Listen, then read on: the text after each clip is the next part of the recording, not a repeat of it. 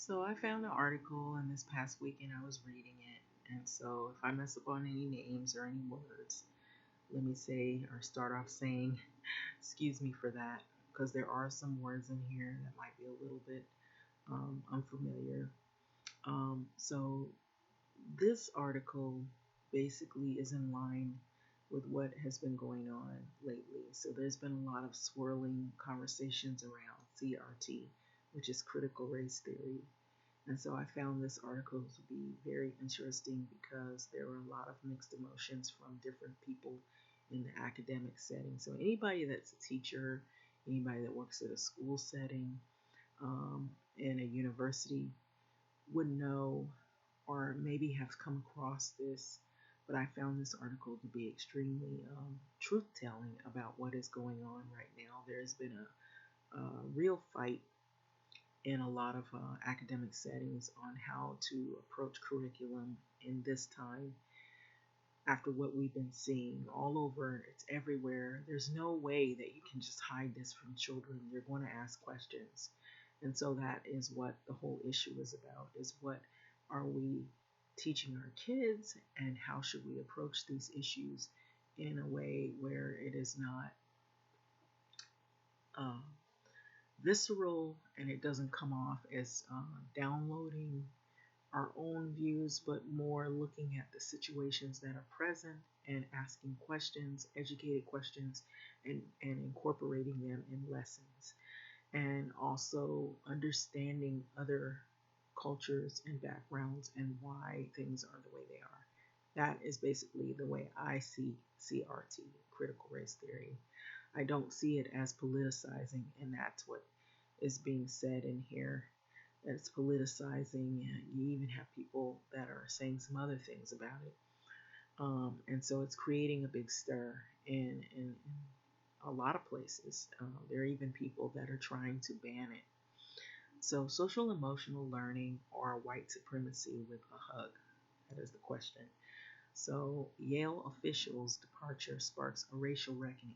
And we have a lot of that going on right now, racial reckoning. And I don't think that's going to end because the way this country was founded was on white supremacist beliefs, and slavery is what took place. And those things you cannot escape and you can't hide from that. And so it's going to come out every time if you're not transparent with children and with youth who are going to be the future.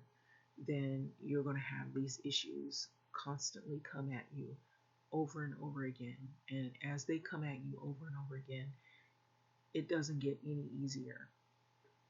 So, what better way to explain things and to discuss issues like this rather than hearing about homicides going up and hearing about all these fighting going on, all these fights going on, political fights, is to express and ask questions and talk and conversate and learn from one another in an academic setting. So that's the way I see it. So social, this says the 74. So social emotional learning or white supremacy with a hug. Yale officials' departure sparks a racial reckoning. So this is by Linda Jacobson, April 6th, and it was updated April 7th, 2021. So as schools across the country grapple with the issues of historical discrimination, the director of a prominent SEL program argued that some inclusion efforts could get its curriculum banned, according to emails obtained by the 74th. And so, attending a mostly white boarding school in Connecticut allowed Dina Simmons to escape the dangers of her poor Black Latino neighborhood in the Bronx of New York. But it also separated her from her own culture and made her feel like she didn't belong. So there is emotional damage done when young people can't be themselves. She said 6 years ago during a TED talk, which is on YouTube, and that has received almost 1.4 million views.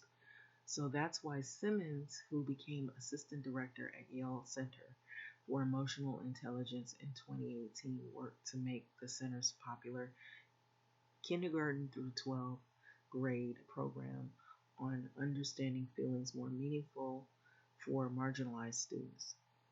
So she pushed to include figures such as former President Barack Obama and girls' education activist Malala Yousafzai in lessons and challenged teachers with bold statements about schools being systems of white supremacy. So her drive for cultural relevance, however, repeatedly clashed with the views of her supervisor, Mark Brackett, the center's prominent director and bestseller author of a book, Permission to Feel. So the political examples automatically alienate people, black or white, and we can't judge people for being Democrats or Republicans. This is what Brackett wrote to Dina Simmons in one of several emails and documents shared with the 74. So his insistence on staying on the political sidelines ran afoul to Dina Simmons and others at the Yale Center who viewed his stance as tone deafness towards issues of historical injustice.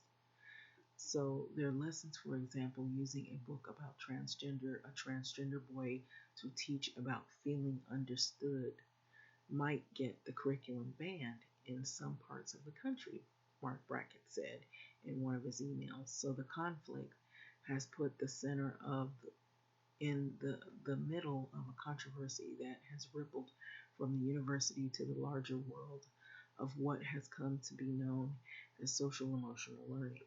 And so this is one of many of Mark Brackett's emails to Dina Simmons with his personal views, so, or his views on how he felt. Others, of course, for how we infuse equity, CRP, etc., um, into our training and curriculum. Completely agree with your point, but want to ensure a ruler for all. For example, the political examples automatically alienate people black and white, and we can't judge people for being Democrats or Republicans. So that's sort of some of the blurb that he put out on email. So Dina Simmons, who is 37 years of age, resigned from her position in January, 7 months after she was targeted by anonymous racial slurs during an online Yale event to memorialize the death of George Floyd. So she left, and she told the university at the time, due to the hostile work environment at the center, where she was subjected to unconsented hair touching. Okay, so people were basically touching her without asking permission. They were just kind of like taking advantage of the situation, and once received a reprimand she did from a supervisor for calling out social emotional learning practices she viewed as harmful to the students of color. So in an interview, for other former staffers supported her account, describing what they saw as an unwelcome atmosphere at the center towards issues of diversity and inclusion. So there was no emotional intelligence afforded me, Dina Simmons told the 74. I hope to push the field and institutions to do better, to put their actions where they say their values are.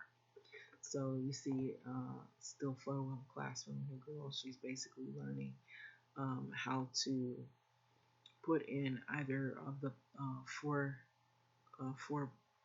color coded quadrants, her feelings. And so red is like angry and mad, yellow is joyful, green is happy and calm, and blue is like sad and tired. So a student at this Classical Studies Magnet Academy at Bridgeport, Connecticut points to the yellow section of the ruler's mood meter, is what it's called, the area for feelings that are energetic and highly pleasant. And so, in a lengthy statement on her resignation sent to roughly 2,500 schools and organizations it works with around the world, center leaders said that they were deeply disheartened by our colleagues' hurtful experiences at Yale institution. So we want to stress that we do not tolerate discrimination or bias in any form, they wrote, and we care deeply about our team's well-being and safety, and we continuously strive to create a workplace that fosters a sense of belonging where all people feel valued and connected. Despite the strides towards creating and sustaining an anti-racist workplace, the statement acknowledged there is much more work to do. So, contacted by the 74 Mark Brackett, that is, said that he is taking a pause on interviews. So he wasn't able to be contacted. And he just basically sent them to his website. So, and he sent a link to his center's position on diversity and inclusion developed after an online incident. And so the episode at one of the nation's most elite universities offers a window into social emotional learning programs, and schools more generally are grappling with the issues of historical discrimination as well as a growing backlash from those who say such efforts are politicizing the curriculum. So as goes the consciousness of the country, so goes the education, said Robert Jaggers, Vice President of Research and the Collaborative for Academic, Social, and Emotional Learning, which is CASA. Um, so a hub is a hub for research and policy expertise in the field. There's a measure of urgency that was not present 2 years ago. So the mood meter and the meta moments. So in many ways, the Yale schism, and I don't know if I pronounced that correctly, reflects the enormous growth of social emotional learning that has been experienced since the term's first invocation at the 1994 conference. So today the concept is ubiquitous. So it is not unusual for large schools districts to have whole departments devoted to helping students form positive relationships and manage difficult emotions and make sound decisions.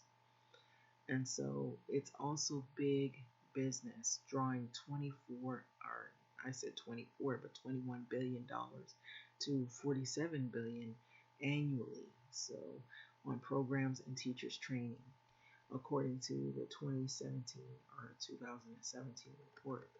And so it draws income on these particular issues. So what's going on right now, I'm going to stop in the middle of this before I go on. And the next still slide, you're going to see Mark Brackett, and he talks about his position on how he thinks things should be approached in here, and you'll get to see. So, in his way of curriculum. So, I notice that in academia, there is a lot of money that's spent on how curriculum is being taught. So what I do also notice is that most of the social emotional, even before you get to K to 12, in Head Starts and then smaller schools, there's different types of teaching styles of curriculum, and most of the theories are white led. Let me say this: they're white led. And you rarely have I seen anything having to do with a black philosopher or a person of color having to do with implementing how curriculum should be taught.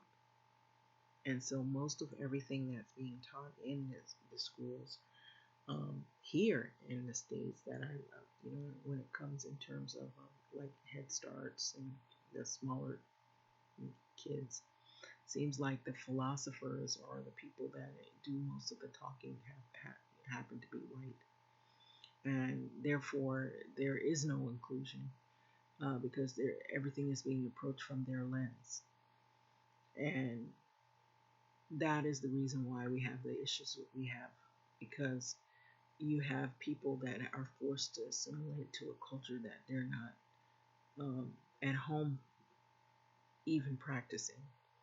And so, therefore, your tests are going to reflect that, your lessons are going to reflect that, the books are going to reflect that, what they're learning in the school curriculum is going to reflect that as well.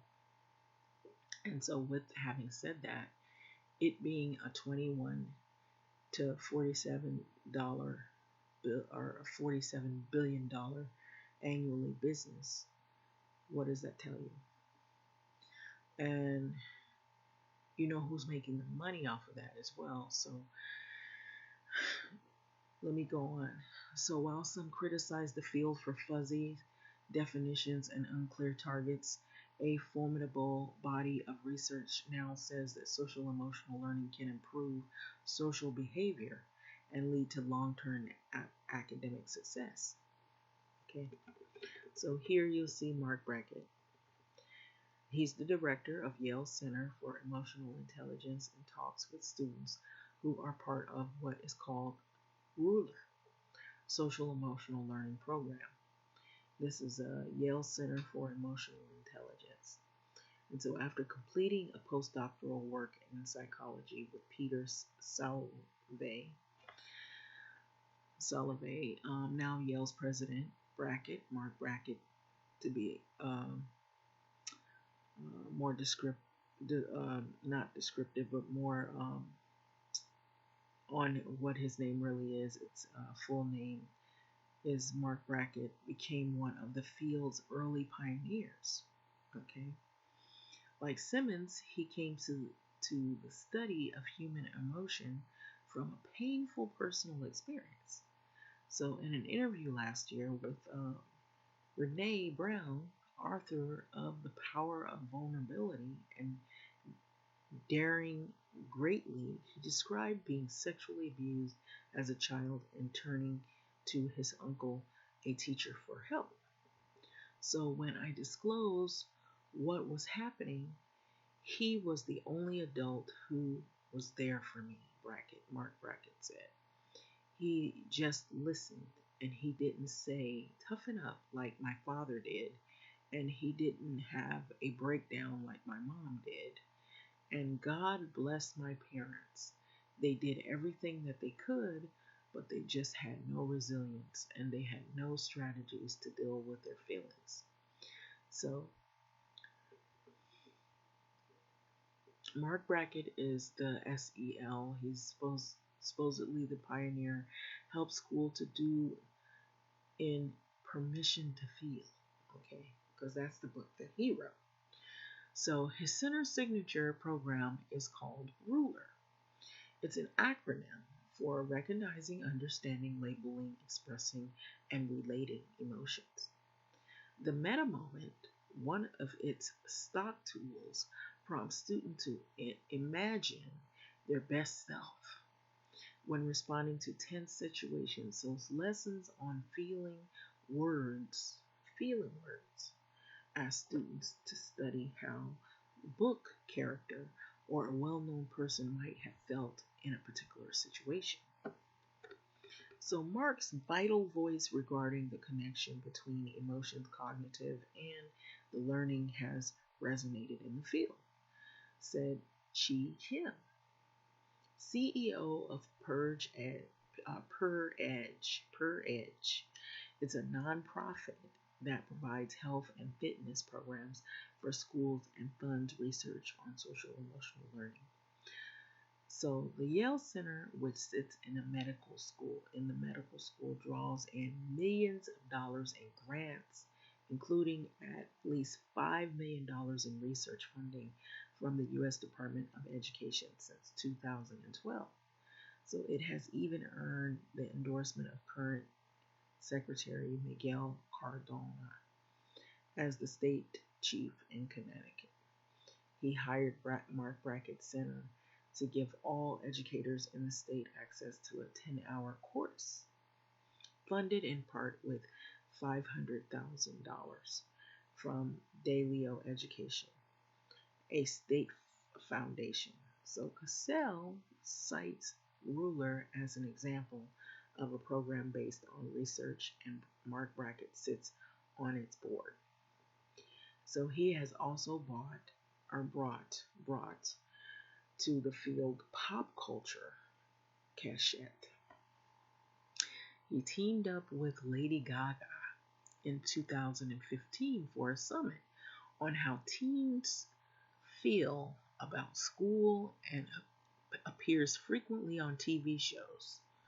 So even parents who don't have no ruler or recognize Mark Brackett's name are familiar with the mood meter, which teaches children to associate feelings with colors. The resulting boards of multi-hued post-it notes produced by parents and teachers have become mainstays on Pinterest as well.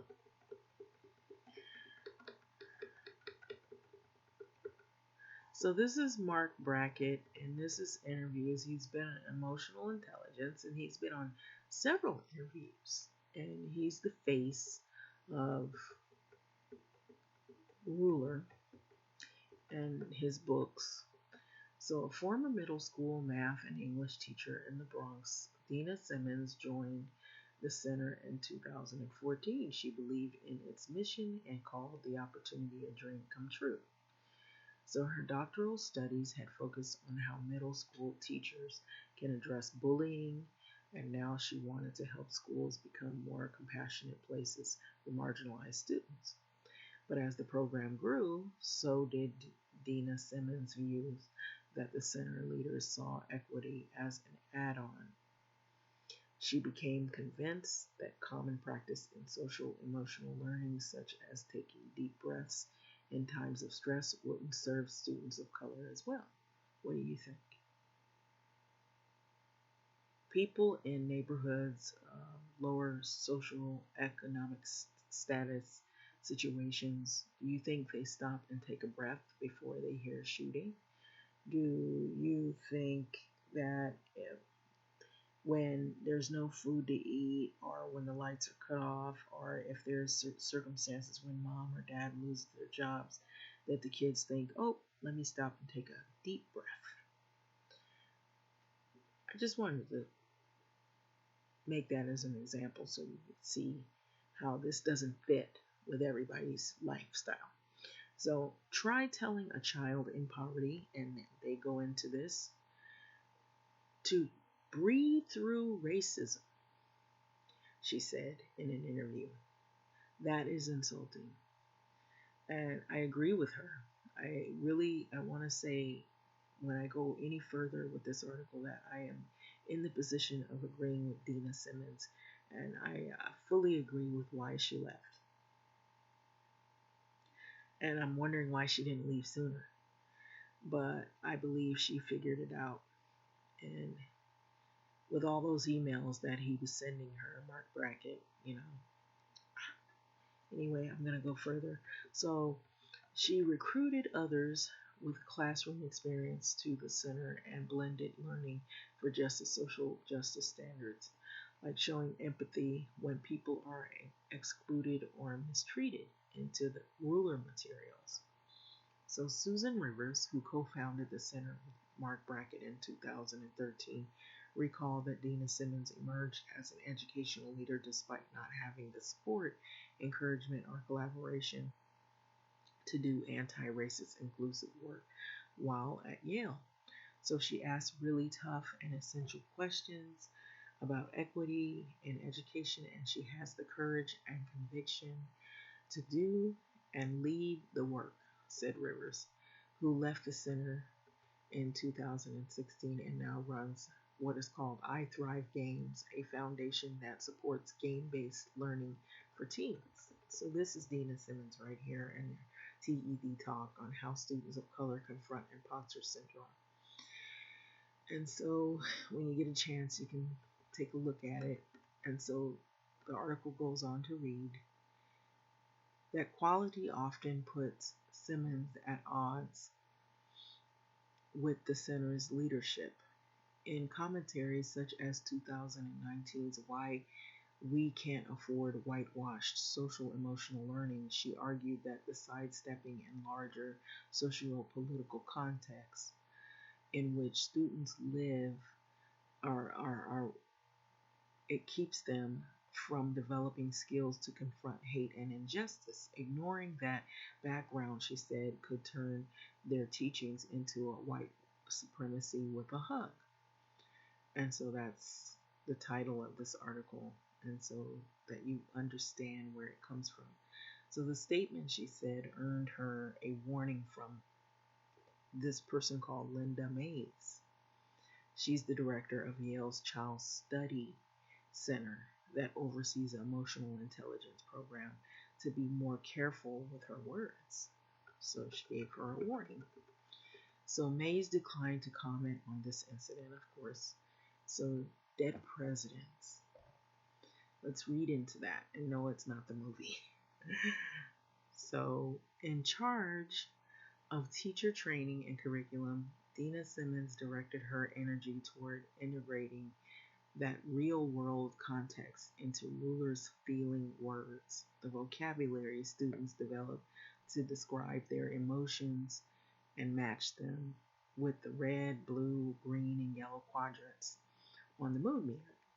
So for hopeful, in the yellow, energetic, and highly pleasant range, Simmons thought Obama, author of 2006 Audacity of Hope, would be a natural fit. But at a lunch meeting with two other center leaders, Brackett blanched at the idea, she recalled. So Mark Brackett was not that enthused, is basically what it was saying. So he said that if we focus on presidents, we should only focus on dead presidents, she said. And he must not have realized that all of the dead presidents were white. And so two others, she said, were present. Scott Levy, the center's executive director, and Nicole Albertson, the director of the content and communications, did not respond to requests for the comment. So Scott Levy announced his resignation from the center in March, on March the 10th. And Karen Pert, a spokeswoman for the Yale School of Medicine, said that he is pursuing another opportunity but will remain on the center's board still. And so this is another one of those emails going back and forth. And so you'll see those. And so the center's leader ultimately acquiesced on using those examples, but drew the line on others. So for a lesson on despair, Karina Medved Wu, who worked on rulers' lessons for after-school programs, dipped into current events and wrote a vignette about an undocumented parent stuck in an immigration and customs enforcement detention center. The example was replaced with the story of a runaway cat. Medved Wu noted that the irony of the workplace devoted to emotional intelligence, where many workers felt uncomfortable sharing their emotions. And so here you got adults who basically are standing in the way of other adults who are trying to share ideas of creative ideas of curriculum lessons on what is going on and more with the times of what's happening. And you have another pushback from another group of adults, and it isn't creating a comfortable work environment. And yet these other adults are wanting kids to learn the skills of sharing their emotions and emotional intelligence, yet they won't, as adults, do the same for their colleagues. That's the irony of it all. And so, if Black employees and non-Black employees of color, employees who have self-identified as LGBTQ, and employees with disabilities do not feel safe, valued, or heard in-house, she asked, then what biases and messages are being sent locally and globally? And what messages are you sending kids? That's the other question. So she also proposed a fifth grade lesson about a title entitled The Other Boy. And this book is about a transgender child that sparked pushback from Mark Brackett as well. We can't be in a position that our curriculum is banned, he wrote in an email to Simmons, Dina Simmons, and other staff members, and we have to be neutral. So, to respond to his concerns, Medved Wu included an alternative assignment, a video in which a father took a forgiving approach to confronting a boy who had bullied his son. So in October of 2019, she said she spoke to Drain Lattimore. Darren Lattimore, and he's a medical schools deputy dean for the diversity of inclusion, who indicated that he had launched an investigation into the working environment at the center at Yale, of course, at the time of their talk, and he told her that he had spoken to about 15 people, he recalled. Lattimore did not respond to requests for comment, of course. And so this picture here to the left is Karina Medved, who led the work on ruler lessons and after school programs. And she left the center as well in 2019, which I don't blame her either. And we'll see why. She wasn't the only one that left. So Pert, the Yale spokeswoman, declined to discuss the results of his climate assessment, but said without elaboration that action is in the process to address themes gleaned during the reviews. So the center's goal is for ruler to be a nonpartisan, she said, adding that it regularly seeks feedback on the content to make it more inclusive. So a school that wanted to use the other boy, she said, would be met with our full support.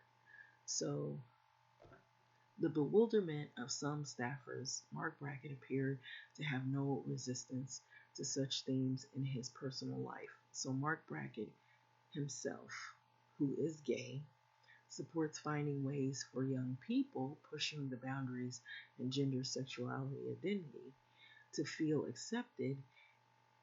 And he recently completed a documentary with his cinematographer husband on a camp for youth devoted to exploring gender diversity. But inside the center, staff members say they heard a different message. I recall him frequently emphasizing that the appeal of our work had to be for everyone, said Sarah Kadden, a former program manager for early childhood development. So Simmons and Medved will suspect Brackett's motivation for keeping the lesson free of controversy was financial. So earlier when I was reading about this, it was saying that it pulls in over 21 to $46 billion a year for these curriculums. And so that's why they feel that he was trying to do everything to foster the pushback and the ideas of his other colleagues. So a 6-week training institute for 3 district staff members cost $6,000. Okay, that's for 3 weeks. And so if the ruler were to be banned, it would impact the bottom line, Simmons said. Okay, and so it goes on to say the issues most important to Simmons' equity was where she felt the least support while she was working at Yale, and so she had been pushing for years to brand the term into the center's mission statement. So in 2019, Mark Brackett proposed in the email that she create the vision for how we infuse equity, culturally responsive practices, etc., into our training and curriculum. By that point, Dina Simmons said that the center was sending mixed messages, pushing inclusion while resisting her attempts to broaden the curriculum. So in one email, she told Mark Brackett that she did not want to become a prop for the center's work on diversity. And so we were discouraged from raising equity issues such as the school to prison pipeline, racist discipline practices, and the cultural mismatch often found between students and teachers, said Kadden, now a social worker in Connecticut, New London Public Schools. Then came the Zoom bomb. So on May the 25th, when the death of George Floyd in Minneapolis police custody sparked the outcry in cities and campuses across the country, the early June thousands of Black Lives Matter protesters flooded the streets in New Haven, right where Yale is located, presenting a list of demands, including the removal of the resource officers from the local schools. So, weeks later, during an online event devoted to racial healing held by the Yale's Child Studies Center, Dina Simmons was reading a poem during that event when several anonymous gate crashers interrupted her with racial slurs, both verbally and in the chat feed. Simmons logged off the event, which was not password protected but returned at the urging of colleagues. The harassment resumed from there. So, in its statement, the Yale Emotional Intelligence Center decried the horrific racist Zoom bombing and said it had taken steps to curb its online vulnerabilities. So, leaders have offered workshops on cultural sensitivity, hired a chief diversity officer, and scrutinized ruler to ensure it is equitable and inclusive, the statement says. But Dina Simmons, who took a 7-month medical leave, said that the experience followed a pattern of incidences in which she felt dehumanized, such as colleagues touching her hair and calling it exotic. So she left the university January the 19th, the day she was supposed to return. And so for those who view Simmons as a leader, not only in social emotional learning, but in the broader and anti-racist movement, her departure raises troubling concerns. So Dina's star was certainly on the rise because she brought a perspective in the content that was transformational, said Audrey Perry, a senior fellow at the Brookings Institution. So I don't know how you lose somebody like that. So some districts that use ruler and sent teachers to learn from Dina Simmons have taken note of her departure as well. And an official in the Tulsa Public School in Oklahoma said any further expansion of ruler in the district is on pause for now until we see the response from the university. And an executive director at the Talk Family Talk Family Foundation in Wilton, in Connecticut, which funds the ruler in Bridgeport early childhood program, said that she wants to see what progress has been made in addressing the issues raised by Dina Simmons' resignation before continuing its support as well. And so it has raised some ruffled some feathers, as we would say. So this person here, he's David Osher. He's a vice president and fellow at Nonpartisan American Institute for Research. So many schools are playing catch up in the aftermath of the Black Lives Matter protests, which sparked a racial reckoning, and I added that in there on the issues of race, of course, in education, from hiring practices to teaching history as well, which is CRT, critical race theory, has been brought up. So I think that Mark and Yale feel constrained about what they can do and they can't do, said David Osher, vice president and fellow at the Nonpartisan American Institute for Research. Probably many organizations prior to this past summer were more timid about talking on the or taking on the issues that involve being explicitly anti-racist. And so Osher's work on the school safety and the student engagement includes social emotional learning as well. And so he collaborated on grants with the Yale Center and credits Mark Brackett's work with helping him understand the importance of training adults before children. But he noted that the curriculum developers must create programs that play in both blue and red states as well. Of the Yale Center, he added nothing about Dina Simmons' departure would make me stop working with them. So you heard that as well. So for those of you listening, now here's our other person. Now this is Ian Rowe, who is a fellow at the conservative American Enterprise Institute.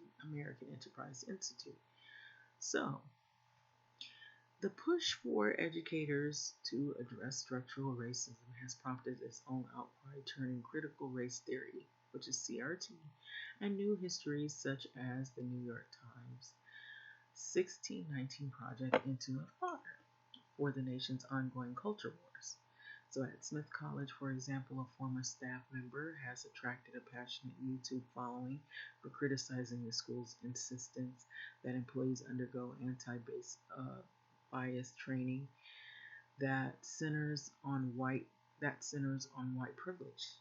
And so several academics recently formed the Foundation Against Intolerance and Racism to combat what they see as an overly cynical emphasis on race, gender, and sexual orientation rather than common humanity. And I would take it this is coming from Ian Rowe. And so there is no such thing as the values neutral social emotional learning program, said Ian Rowe, a fellow at the Conservative American Enterprise Institute and member of the Foundation's board, but integrating reductionist ideas that carry oppressors and oppressed identities based on race will only perpetuate false, corrosive notions of superiority and inferiority. So, despite what some people think that all black people feel the same way, we don't, of course. And you have pushback even within our cultures where people that have been oppressed, they know what that's like and they will try to fight against that. And you have people who maybe they come from a culture that has been oppressed and they do everything to deny those issues and they kind of play into the same line as the people that do the oppressing. That's the way I approach this. And so, they you may have a few people that are doing well. They dress well and they're getting paid and they work at establishments. They've acquired education and they may make more than a wage. They make a salary and they live good. And so they are in the position to say these things. That's the way I look at it. Not everybody is in that position, of course, where they somehow are able to escape some of the throes of poverty. So sins of our history. So with Yale behind her, Dina Simmons is free to approach social emotional learning in her way now. So she has launched a Liberate Ed or Liberate Liberate. It's a curriculum as well with equity at the center. And next year, St. Martin's Press will publish her book, what is called White Rules for Black People, which really sounds very true to what's been going on all this time.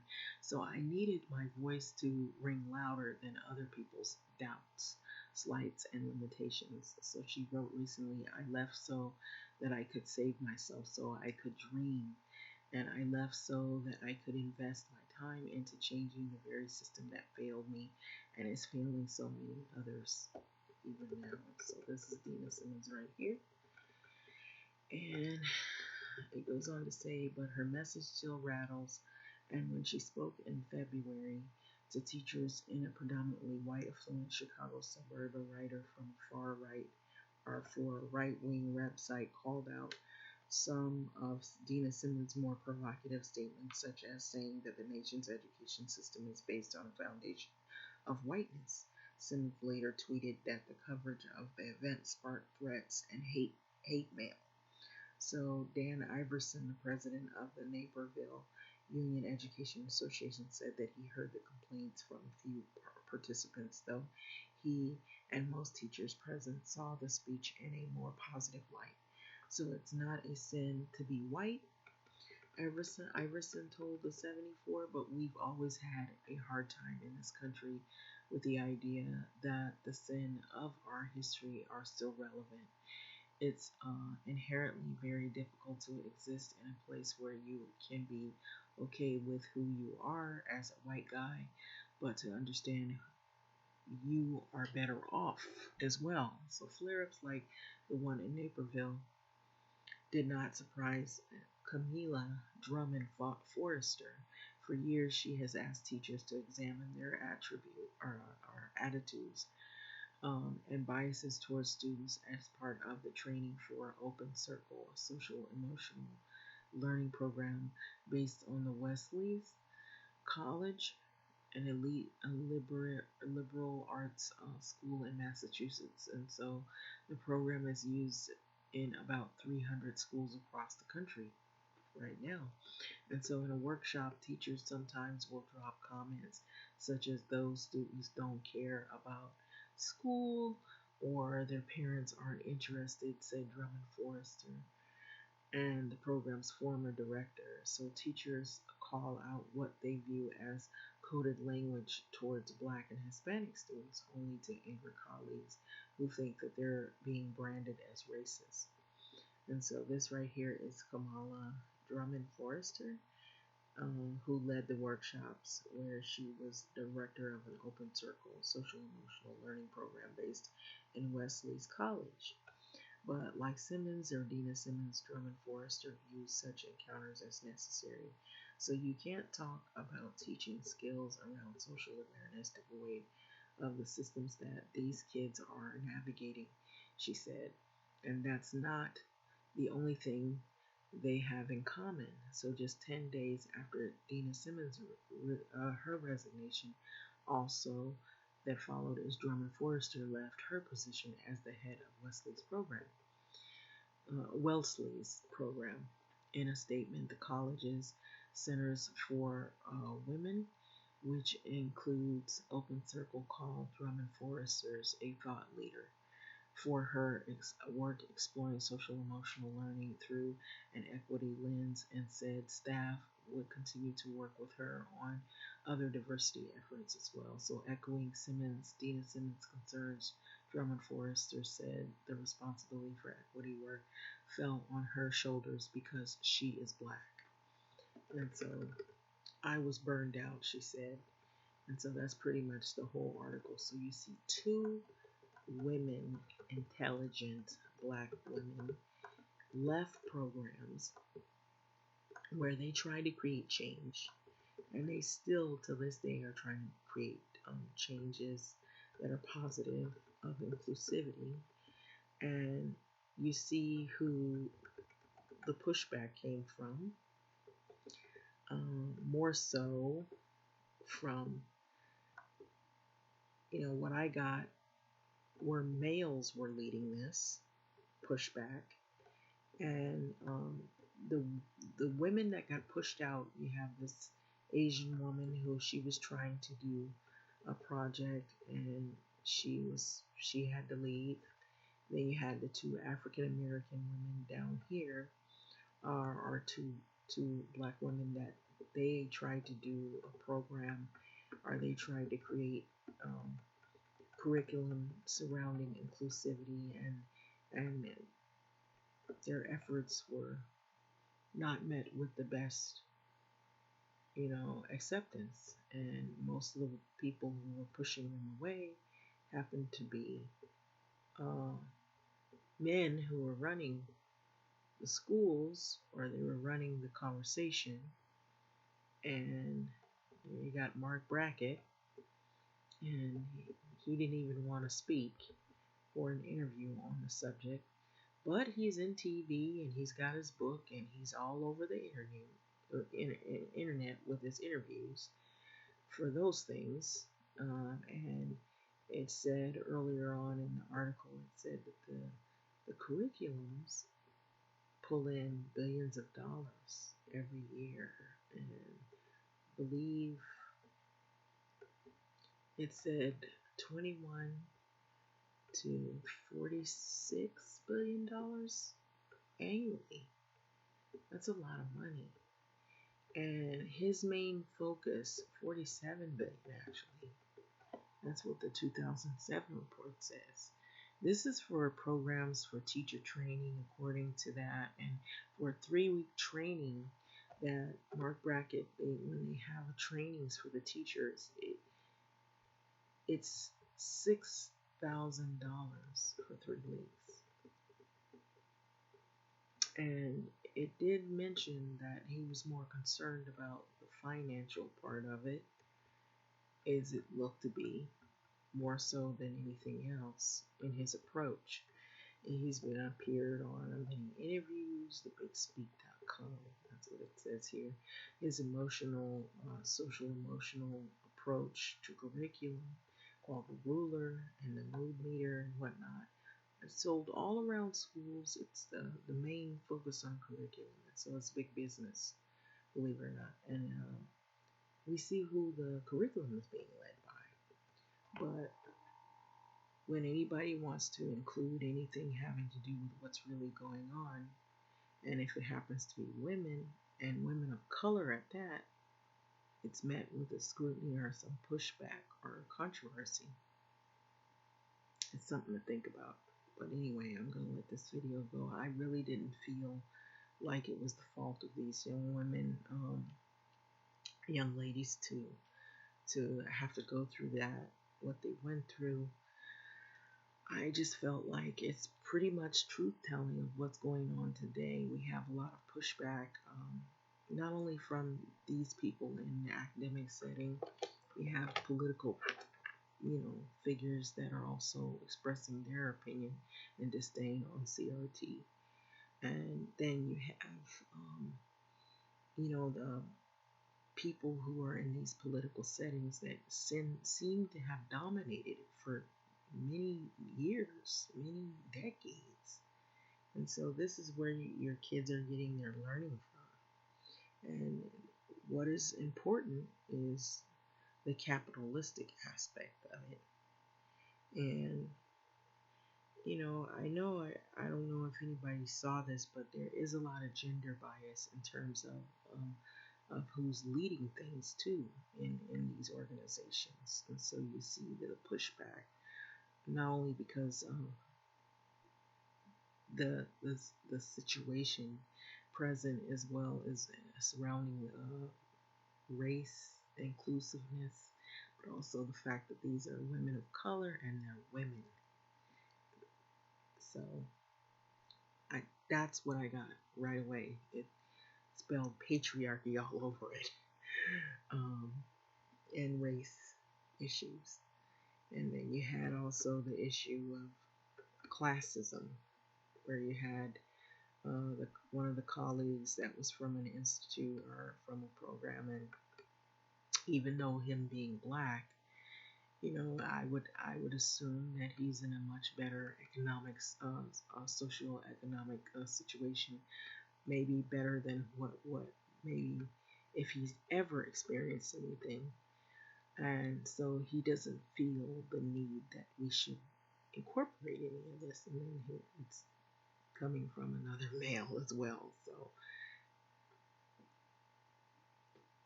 it just doesn't serve our community well to have one person, or we have Candace Owens, we have all these other people that come out, and they do a disservice to us as well, because they're not the focus, the center focus of the mouthpiece of all Black community either. So, but somehow they're the go-to for these individuals.